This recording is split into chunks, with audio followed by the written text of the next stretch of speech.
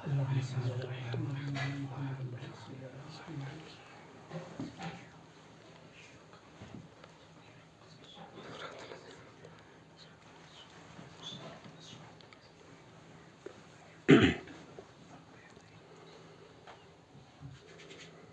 حول ولا قوة إلا بالله العلي العظيم.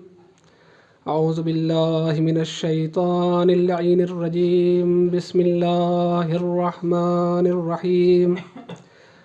الحمد لله الذي هدانا لهذا وما كنا لنهتدي لولا أن هدانا الله. لقد جاءت رسل ربنا بالحق. الصلاة والسلام والتحية والإكرام على صاحبة الدعوة النبوية والصولة الحيدرية والعصمة الفاطمية والحلم الحسنية والشجاعة الحسينية والعبادة السجادية والمعاصر الباقرية والآثار الجعفرية والعلوم الكاظمية والحجج الرضوية والجود التقوية والنقاوة النقوية والهيبة العسكرية والغيبة الإلهية القائم بالحق. اللهم صل على محمد. ثم الصلاة والسلام والتحية والإكرام على النبي الأمي العربي القرشي الأبتهي التهامي السيد البحي السراج المنير كوكب در صاحب الوقار والسكينة المدفون بأرض المدينة العبد المعيد والرسول المسدد المصطفى الأمجد والمحمود الأحمد حبيب إله العالمين وخاتم النبيين وسيد المرسلين وشفيع المذنبين ورحمة للعالمين أبي القاسم محمد. اللهم صل على محمد وعلى أهل بيته الطيبين الطاهرين المعصومين المظلومين من يومنا هذا إلى قيام يوم الدين. أما بعد فقد قال الله تبارك وتعالى في محكم كتابه الكريم وهو أصدق الصادقين وقوله الحق بالحق. بسم الله الرحمن الرحيم. لقد خلقنا الإنسان في أحسن تقويم. صلوات محمد وآل محمد. اللهم صل على محمد وآل محمد.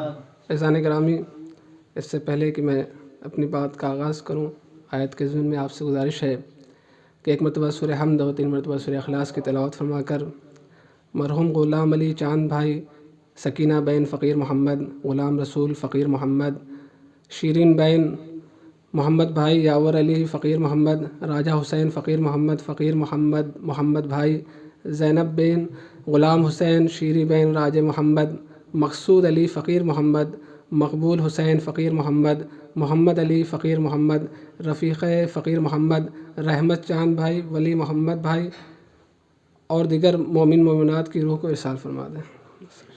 بسم اللہ الرحمن الرحیم.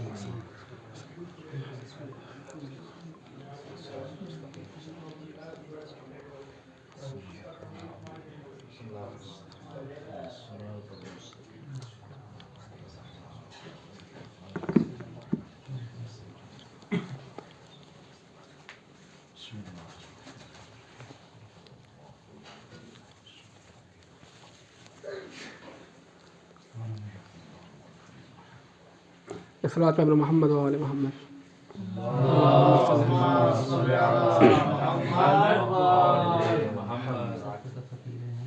عزیزان گرامی، برادران ایمان، مجھے یہ پہلی مرتبہ شرف حاصل ہوا کہ آپ حضرات کے سامنے حاضر ہوا ہوں، اور آپ میں اکثر افراد مجھ سے بہتر فہم اور خطاب کے حامل ہیں. بہرحال مولانا تبریز صاحب قبلہ کی بات کا مان رکھتے ہوئے میں حاضر ہو گیا ہوں. بس چند معروضات آپ حضرات کی خدمت میں ثواباً عرض کرنا ہے. ایک مرتبہ مل جل کر درود پڑھ دیں پر محمد و آل محمد. اللہم صل علی محمد و آل محمد. پروردگار عالم اپنی پاک و پاکیزہ کتاب، معتبر کتاب، محترم کتاب، مجتبی کتاب، مصطفیٰ کتاب قرآن حکیم میں یہ ارشاد فرما رہا ہے کہ لقد خلقنا الانسان فی احسن تقویم، کہ ہم نے انسان کو احسن تقویم پر خلق کیا، یعنی جو خلقت کی بہترین صورت تھی اس میں ہم نے انسان کو خلق کیا۔ اور پروردگار عالم نے خلقت انسانی کے بعد خود کو مبارکباد بھی دی، حالانکہ انسان سے پہلے بہت ساری مخلوقات عالم وجود میں آ چکی تھیں۔ اللہ نے سب سے پہلے اپنے نور مبارک سے محمد وآل محمد علیہ الصلوۃ والسلام کے نور کو خلق کیا، اور پھر انہی کی انوار مقدسہ سے پوری کائنات کو خلق فرمایا۔ اور خدا کا لاکھ لاکھ شکر ہے کہ ہمارے دل محمد وآل محمد کی محبت و مودت سے منور ہیں، ہم ان کی ولایت پر یقین رکھتے ہیں، ان کی ولایت کے پر ایمان رکھتے ہیں۔ تو یہ خدا کا لاکھ لاکھ کرم ہے، خدا کا لاکھ لاکھ شکر ہے، اس لیے کہ یہ وہ ہستیاں ہیں جو ہمارے لیے وسیلہ نجات ہیں۔ ہم دعا بھی کرتے ہیں تو انہی کے وسیلے سے کرتے ہیں، ہم توبہ و استغفار بھی کرتے ہیں تو انہی کے وسیلے سے کرتے ہیں۔ اور عزیزان ایمان، ہماری حقیقت ہی کیا ہے؟ جب نبی اللہ آدم کی توبہ بغیر ان کے وسیلے کے قبول نہ ہوئی تو ہم آدمیوں کی توبہ بغیر ان کے وسیلے کے کیسے قبول ہو سکتی ہے؟ صلوات پر محمد و آل محمد۔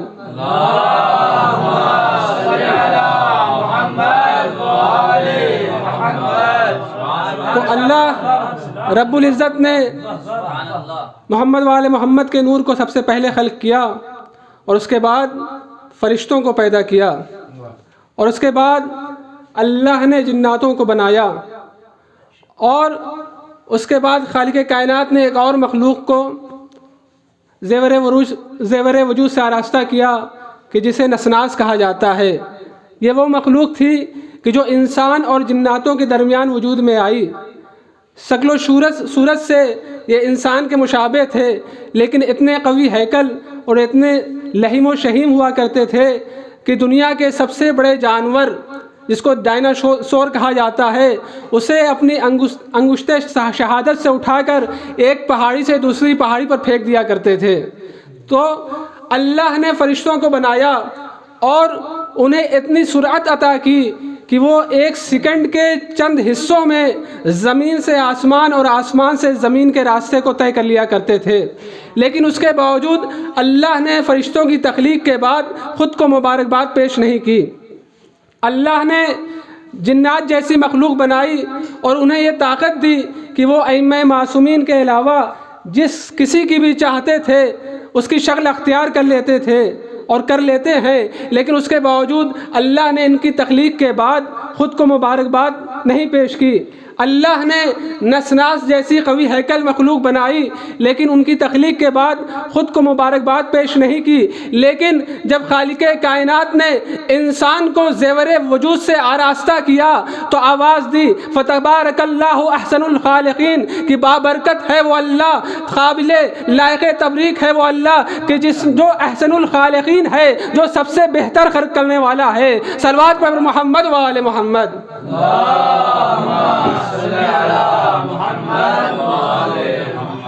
تو اللہ رب العزت نے انسان کو تخلیق کے سب سے بہتر مرحلے پر خلق فرمایا، سب سے بہترین صورت اللہ نے انسان کی بنائی۔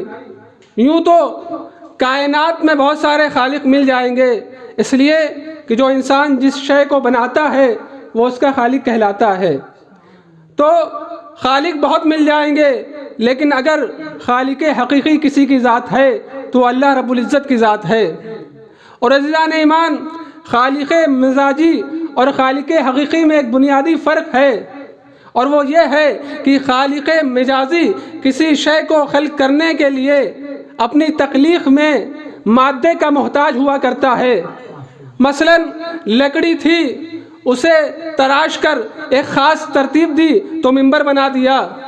لوہا تھا، اسے آگ میں پگھلا کر اپنی ضرورت کے مطابق انواع و اقسام کی چیزیں بنا لی، لیکن جو خالق حقیقی ہے وہ اپنی تخلیق میں کسی مادے کا محتاج نہیں ہے، بس وہ محض ارادہ کر لے تو لا شے کو عدم سے وجود عطا کر دیتا ہے۔ وہ ایسا قادر مطلق ہے کہ اگر وہ ارادہ کر لے تو ہر چیز کو، جس چیز کو بھی چاہے، تاریکی عدم سے نکال کر وجود کے نور سے مزین کر دیتا ہے۔ صلوات پڑھ محمد و آل محمد۔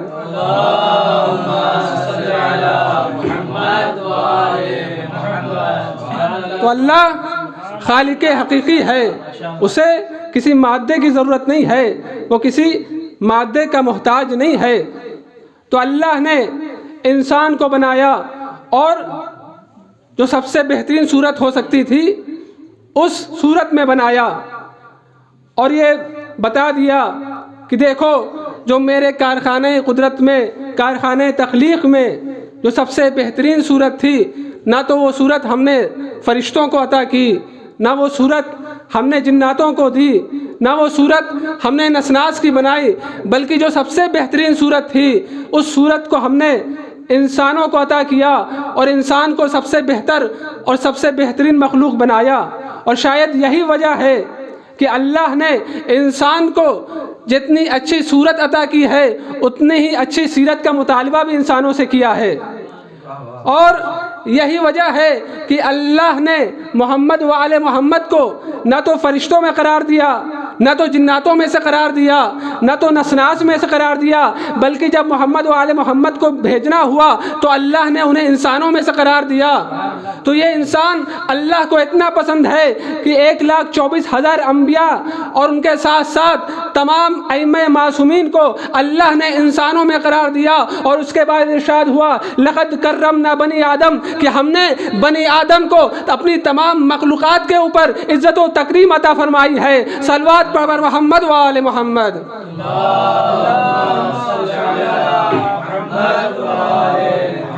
تو اللہ نے انسان کو اپنی تمام مخلوقات کے اوپر عزت و تکریم بخشی اور سب سے بہتر بنایا، اور یوں ہی دنیا میں نہیں بھیج دیا، بلکہ بھیجنے سے پہلے حیات انسانی کے لیے جن چیزوں کی ضرورت تھی پہلے انہیں وجود عطا کیا۔ اگر انسان کو اپنی حیات کی بقا کے لیے سانس لینے کی ضرورت تھی تو اللہ نے ہواؤں کو روانی عطا کر دی۔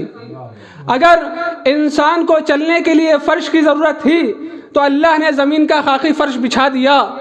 اگر انسان کو اپنے پیٹ کی بھوک مٹانے کے لیے غذا کی ضرورت تھی تو انواع و اقسام کے اناج اور میوے پیدا کر دیے۔ اگر انسان کو اپنے ذہن و دل کو معطر کرنے کے لیے خوشبوؤں کی ضرورت تھی تو اللہ نے رنگ برنگے پھولوں سے زمین کو مزین کر دیا۔ اگر انسان کو اپنی پیاس بجھانے کے لیے پانی کی ضرورت تھی تو اللہ نے پہاڑوں کا سینہ چاک کر کے شیریں چشمے جاری کر دیے۔ تو اللہ نے ساری کائنات کو انسانوں کے لیے بنایا اور انسان کو اپنے لیے بنایا، اور ارشاد فرمایا وَمَا خَلَقْتُ الْجِنَّ وَالْإِنسَ إِلَّا لِيَعْبُدُونَ، کہ میں نے جن و انس کو خلق ہی نہیں کیا مگر یہ کہ اپنی عبادت کے لیے۔ صلوات پڑھ محمد و آل محمد۔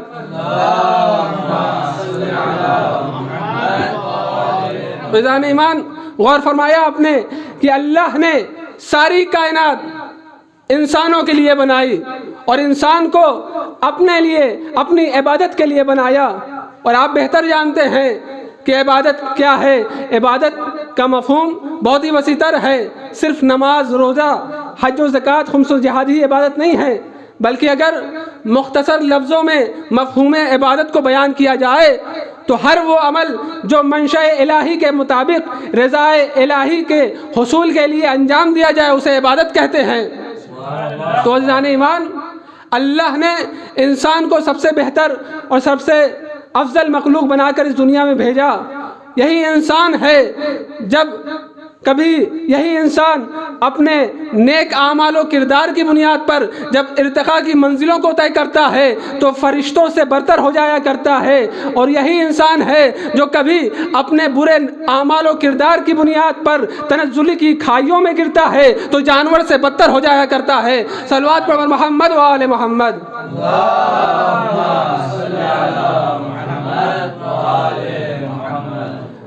تو عزیزان ایمان، آئیے دیکھتے ہیں کہ یہ انسان ہے کیا، انسان کی حقیقت کیا ہے۔ تو جب غور کریں گے تو معلوم یہ ہوگا کہ انسان دو اجزاء کا مجموعہ ہے۔ ایک جس کو جسم کہتے ہیں، یعنی سر سے لے کر پیر تک کا وجود، اور دوسرے جس کو روح کہتے ہیں، یعنی دو جز کے ذریعے سے انسان کی تخلیق ہوئی ہے۔ ایک جز کا نام جسم ہے اور دوسرے کا روح ہے، اور یہ دونوں اجزاء ایک دوسرے کے مخالف ہیں، ایک دوسرے کی نقیض ہیں۔ اور آپ بہتر جانتے ہیں کہ منطق کا قاعدہ کلیہ ہے کہ کبھی نقیضین آپس میں جمع نہیں ہو سکتے، کبھی دو متضاد شے ایک جگہ اور ایک وقت میں جمع نہیں ہو سکتی ہیں۔ یعنی اگر دن ہے تو رات نہیں ہوگی، رات ہے تو دن نہیں ہوگا، نور ہے تو تاریکی نہیں ہوگی، تاریکی ہے تو نور نہیں ہوگا۔ اچھا، اس مقام پر مجھے اپنے استاد محترم مولانا حیدر عباس صاحب قبلہ کی ایک بڑی ہی لطیف بات یاد آ گئی کہ جب ہم مدرسے میں پڑھا کرتے تھے ایمانیہ میں، انڈیا میں، تو وہ منطق ہم لوگ کو پڑھایا کرتے تھے۔ تو منطق ہم لوگ ان کے یہاں پڑھ رہے تھے، مولانا قیصر عباس صاحب بھی اس درس میں شریک تھے۔ تو جب وہ اس بحث پر پہنچے کہ نقیضین جمع نہیں ہو سکتے، تو وہاں پر انہوں نے ایک بڑی ہی لطیف اور مزاحیہ انداز میں بڑے ہی مزے کی بات کی، کہا کہ یقیناً دو نقیضین آپس میں جمع نہیں ہو سکتے، لیکن میرے پاس دو مثالیں ایسی ہیں، دو شواہد ایسے ہیں کہ جہاں پر نقیضین جمع ہو گئے۔ اب ہم لوگ سن رہے تھے کہ آخر کون سی دو ایسی مثالیں ہیں کہ جہاں پر نقیضین جمع ہو جاتے ہیں۔ تو انہوں نے کہا کہ دیکھو، نقیضین جمع نہیں ہو سکتے، لیکن دو مثالیں ایسی ہیں میرے پاس کہ جہاں پر نقیضین آپس میں جمع ہو گئے۔ ایک ایران میں فلفل شیری کہ جو فلفل ہونے کے باوجود شیری ہے، اور دوسرے پاکستان میں عمر شریف جو عمر ہونے کے باوجود شریف ہے۔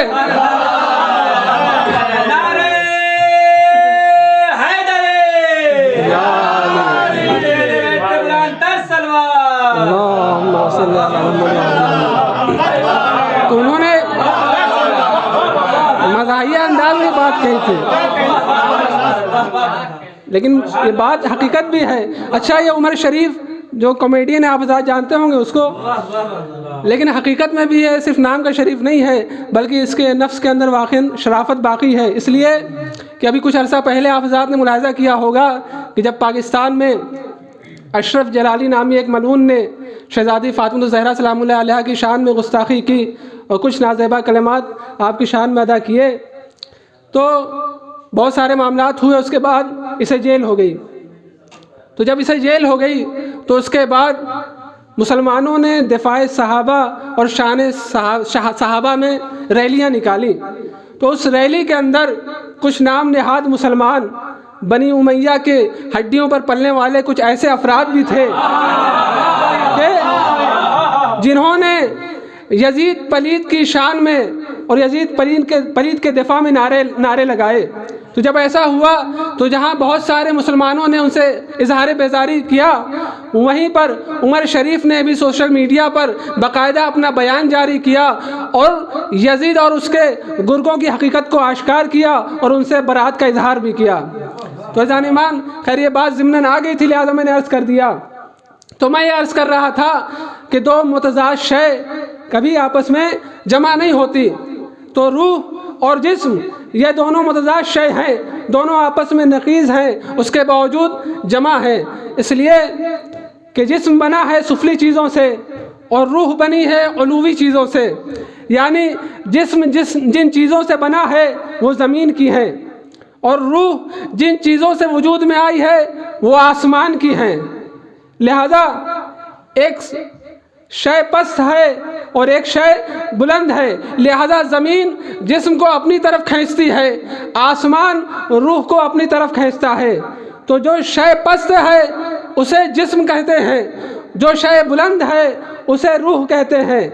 اور یہ قاعدہ ہے کہ انتہائی پست شے انتہائی بلند شے سے جڑ نہیں سکتی جب تک کہ بیچ میں کوئی ایسا رابطہ نہ ہو، کوئی ایسا تعلق نہ ہو کہ جس کا رابطہ ادھر سے بھی ہو اور ادھر سے بھی ہو، جب تک کوئی ایسی شے نہ ہو کہ جس کا رابطہ ادھر سے بھی ہو اور ادھر سے بھی ہو، اور سائنس بھی یہی کہتی ہے کہ جب تک انتہائی پست شے انتہائی بلند شے سے اس وقت تک جڑ نہیں سکتی جب تک کہ بیچ میں کوئی سورس، کوئی پاور، کوئی کنیکشن نہ ہو، اور اسی کنیکشن کو ہم اپنی زبان میں وسیلہ کہتے ہیں، اسی کنیکشن کو ہم اپنی زبان میں وسیلہ کہتے ہیں۔ تو لہٰذا جب تک کوئی دوسری ایسی شے نہ ہو کہ جس کا تعلق ادھر سے بھی ہو اور ادھر سے بھی ہو، تب تک وجود روح وجود جسم کے ساتھ جڑ نہیں سکتا۔ لہذا خالق کائنات نے ایک تیسری شے کو بنایا اور اس کا نام نفس رکھا۔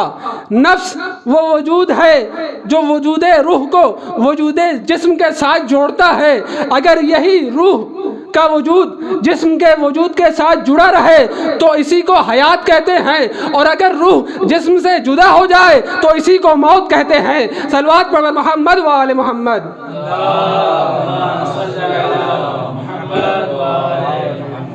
فیضان ایمان، آپ نے ملاحظہ کیا کہ روح حیات کی بقا کا نام ہے، روح سبب حیات ہے۔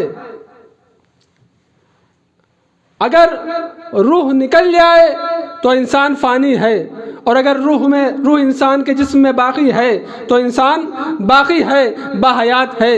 لیکن عزیزان ایمان، ہمیں ایسے مورد بھی نظر آتے ہیں کہ جہاں پر یہ قاعدہ کلیہ ٹوٹتا ہوا نظر آتا ہے، اس لیے کہ ہم نے وہ منظر بھی دیکھا کہ مسجد نبوی ہے، اصحاب کا مجمع ہے، رسول اسلام خطبہ دے رہے ہیں کہ اتنے میں امین وحی جناب جبریل نازل ہوتے ہیں اور آنے کے بعد کہتے ہیں کہ انکا لا تسمع الموتى، کہ اے میرے حبیب آپ انہیں کچھ سنا نہیں سکتے، اس لیے کہ ان کے درمیان کچھ مردہ بیٹھے ہوئے ہیں۔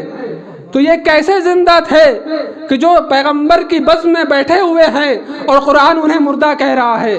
اور دوسری طرف ارشاد ہو رہا ہے کہ وَلَا تَحْسَبَنَّ الَّذِينَ قُتِلُوا فِي سَبِيلِ اللَّهِ أَمْوَاتًا بَلْ أَحْيَاءٌ عِندَ رَبِّهِمْ يُرْزَقُونَ، کہ جو اللہ کی راہ میں قتل ہو جائیں انہیں ہرگز مردہ تصور نہ کرنا، بلکہ وہ زندہ ہیں اور اپنے پروردگار کی طرف سے رزق پاتے ہیں۔ تو یہاں پر بھی یہ قاعدہ ٹوٹتا ہوا نظر آ رہا ہے۔ ہم نے تو یہ سمجھا تھا کہ اگر روح جسم میں باقی ہے تو یہ حیات ہے، روح جسم سے نکل جائے تو یہ موت ہے، لیکن ہم نے یہ دیکھا کہ خالق کائنات انہیں مردہ کہہ رہا ہے جو بزم رسالت میں زندہ بیٹھے ہوئے ہیں، انہیں مردہ کہہ رہا ہے جو بزم رسالت میں زندہ بیٹھے ہوئے ہیں، اور انہیں مردہ کہہ رہا ہے جو بزم رسالت میں زندہ بیٹھے ہوئے ہیں، اور انہیں زندہ کہہ رہا ہے جو مر چکے ہیں۔ تو معلوم یہ ہوا کہ اللہ یہ بتانا چاہ رہا ہے کہ دیکھو تمہاری نظر میں معیار موت و حیات اور ہے، ہماری نظر میں معیار موت و حیات اور ہے۔ تم انہیں زندہ سمجھتے ہو کہ جن کی روح جسم سے جڑی ہوئی ہے، اور انہیں مردہ سمجھتے ہو کہ جن کی روح جسم سے الگ ہو گئی ہے، لیکن میرا معیار موت و حیات یہ ہے کہ اگر انسان اپنے ہدف کو پالے تو وہ مر کر بھی زندہ ہے، اور اگر انسان اپنے ہدف کو کھو دے تو بزم رسالت میں رہ کر بھی مردہ ہے۔ صلوات پڑھ محمد و آل محمد۔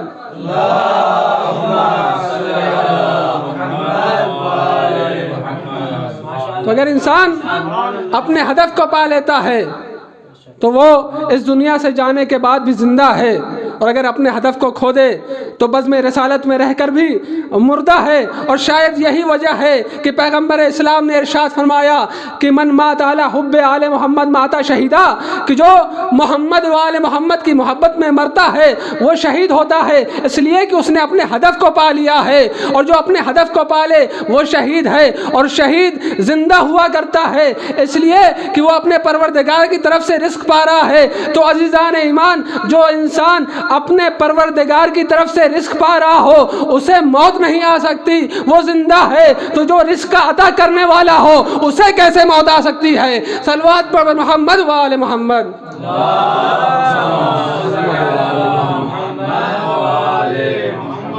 ایک اور صلوات پڑھ محمد و آل محمد۔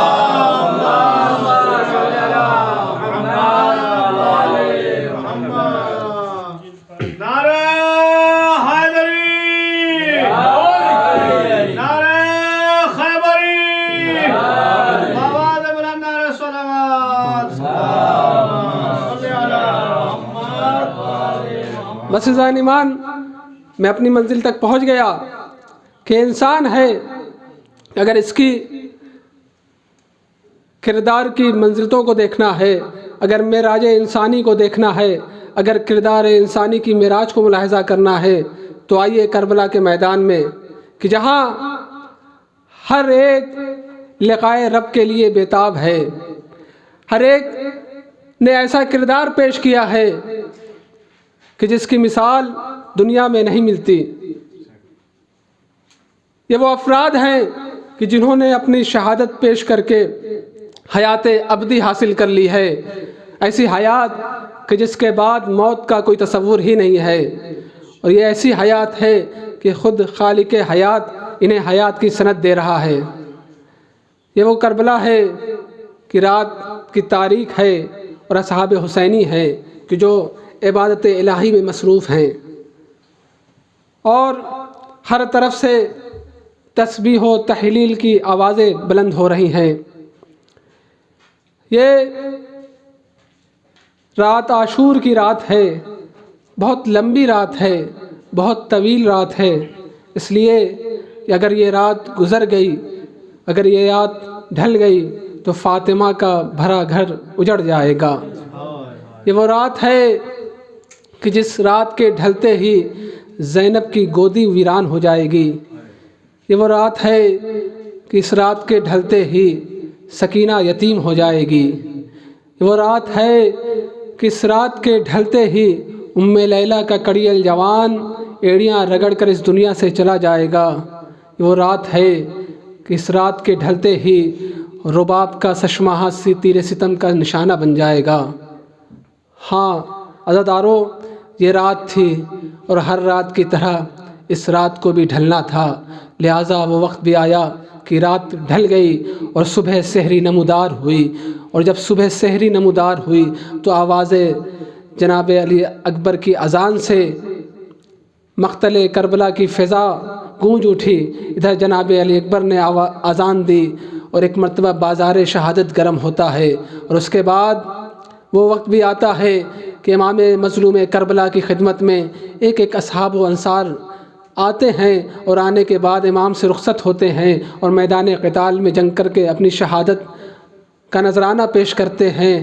ہاں ایک وقت وہ بھی آیا کہ عصر کا ہنگام ہے، ایک مرتبہ میرا مظلوم امام ہے جو میدان قتال میں تنہا کھڑا ہے، 56 سال کا ضعیف ہے جو میدان کربل میں تنہا کھڑا ہے، عباس سان نشان قلم کیے دریا پہ سو رہے ہیں، علی اکبر ایڑیاں رگڑ چکے ہیں، قاسم کا لاشا پامال ہو چکا ہے، علی اصغر کو مولا سپرد خاک کر چکے ہیں، یکو تنہا میدان قتال میں کھڑے ہیں، اب کوئی نہیں ہے جو امام کی مدد کرے، امام کی نصرت کرے۔ ایک مرتبہ مظلوم امام خیمے میں آتے ہیں، اور آنے کے بعد ایک ایک بیوی سے رخصت ہوتے ہیں، اور رخصت ہو کر ایک مرتبہ میرا مظلوم امام در خیمہ پر آتا ہے، اور آنے کے بعد ایک مرتبہ دائیں دیکھا بائیں دیکھا، کوئی نظر نہیں آ رہا ہے۔ یہ منظر جناب زینب دیکھ رہی تھی، سمجھ گئی کہ بھائی کیا دیکھ رہے ہیں، بھائی کیا محسوس کر رہے ہیں، آگے بڑھی، کہا بھیا گھبرانا نہیں، عباس نہیں ہوئے تو کیا ہوا، علی اکبر نہیں ہوئے تو کیا ہوا، آج بہن تمہیں سوار کرے گی۔ بس اس منظر کو میر انیس اس طرح سے نقل کرتے ہیں کہ حسین جب کہ چلے بعد دوپہر رن کو، حسین جب کہ چلے بعد دوپہر رن کو، نہ تھا کوئی کہ جو تھامے رکاب توسن کو، ارے حسین چپکے کھڑے تھے جھکائے گردن کو، سکینہ جھاڑ رہی تھی ابا کے دامن کو، ارے نہ آسرا تھا کوئی شاہ کربلائی کو، فقط بہن نے کیا تھا سوار بھائی کو۔ اللہ اکبر، خدا آپ کو کوئی غم نہ دے سوائے امام مظلوم کربلا کے۔ ایک مرتبہ بھائی کو بہن نے سوار کیا، امام مظلوم کربلا میدان قتال میں آتے ہیں، اور آنے کے بعد فوج اشقیاء سے مخاطب ہوتے ہیں اور کہتے ہیں اے فوج اشقیاء، آخر کیا سبب ہے، تم مجھے کیوں قتل کرنا چاہتے ہو، کیا میں نے حلال محمدی کو حلال محمدی کو حرام کر دیا ہے یا حرام محمدی کو حلال کر دیا ہے، آخر سبب سبب کیا ہے؟ تم مجھے کیوں قتل کرنا چاہتے ہو؟ امام اپنی حجت تمام کر رہے ہیں، لیکن فوج اشقیاء سے آواز آتی ہے بغضاً لأبیک کہ ہم تمہیں تمہارے بابا کے بغض میں مارنا چاہتے ہیں۔ بس اس آواز کا سننا تھا کہ ایک مرتبہ مظلوم امام کو غیظ میں آ جاتے ہیں، اور آنے کے بعد ایک مرتبہ تلوار کو میان سے نکالا اور ایک ایسا حملہ کیا ہے کہ فوج اشقیاء میں کوہرام مچ گیا۔ ہر طرف سے الامان الحفیظ کی صدائیں بلند ہو رہی ہیں، کبھی میمنہ پہ حملہ کیا تو کبھی میسرہ پہ حملہ کیا۔ امام حملے پہ حملے کر رہے ہیں اور فوج اشقیاء میں بھگدڑ مچی ہوئی ہے کہ ایک مرتبہ ندائے غیبی آتی ہے، یا ایتھا النفس المطمئنہ ارجعی الی ربک راضیۃ مرضیہ۔ اے نفس مطمئنہ، پلٹا اپنے رب کی طرف، تیرا رب تجھ سے راضی ہے، تو بھی اپنے رب سے راضی ہے۔ بس اس ندا کا سننا تھا کہ امام مظلوم نے تلوار کو نیام میں رکھا۔ ارے میر انیس کہتے ہیں کہ لاشوں پہ لاشیں لا چکے، بس اے حسین بس، ارے تیروں پہ تیر کھا چکے، بس اے حسین بس، ارے ہم تم کو آزما چکے، بس اے حسین بس، ارے سر کو جھکا دو خنجر بیداد کے لیے، کچھ امتحان چھوڑ دو سجاد کے لیے۔ ہاں عزیزو، بس اس ندا کا سننا تھا کہ امام مظلوم نے تلوار کو نیام میں رکھا۔ بھاگی ہوئی فوجیں سمٹی، چاروں طرف سے امام کو گھیر لیا گیا۔ ارے کسی نے تیر مارا، کسی نے تلوار ماری، جس کے پاس کچھ نہ تھا اس نے بھی کربلا کی گرم ریت اٹھا کر امام کے زخموں پر پھینک دی۔ بس عزیزو، ایک وقت وہ بھی آتا ہے کہ میرا مظلوم امام گھوڑے پر سنبھل نہ سکا۔ ایک مرتبہ امام فرس زین سے زمین کی طرف آتے ہیں، بلکہ زمین پر نہیں آتے۔ ہمارا 12واں امام زیارت نہیا میں ارشاد فرماتا ہے کہ میرا سلام ہو اس جند نامدار پر کہ جس کا جسم وقت شہادت نہ زین پر تھا نہ زمین پر تھا بلکہ تیروں پر معلق تھا۔ ہاں ہاں عزیزو، ارے میرا مظلوم امام تیروں پر معلق ہے۔ ایک مرتبہ شمر کند خنجر لے کے آگے بڑھتا ہے، چاہتا ہے کہ امام حسین کے سر و تن میں جدائی کرے۔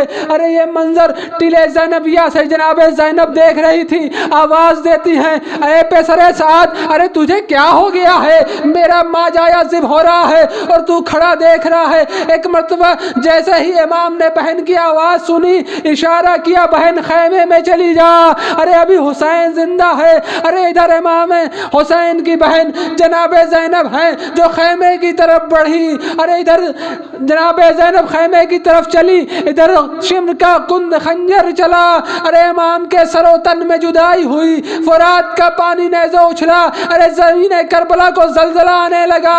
جناب زینب دوڑتی ہوئی امام سجاد کے خیمے میں آتی ہیں، اے بیٹا سجاد، ارے دیکھو کیا کربلا میں قیامت برپا ہو گئی ہے۔ اب جیسے ہی امام سجاد نے آواز سنی، کہا اے پھوپھی اماں، ارے ذرا خیمے کا پردہ تو اٹھائیے۔ اب جو خیمے کا پردہ اٹھا تو خدا وہ منظر کسی بیٹے کو نہ دکھائے۔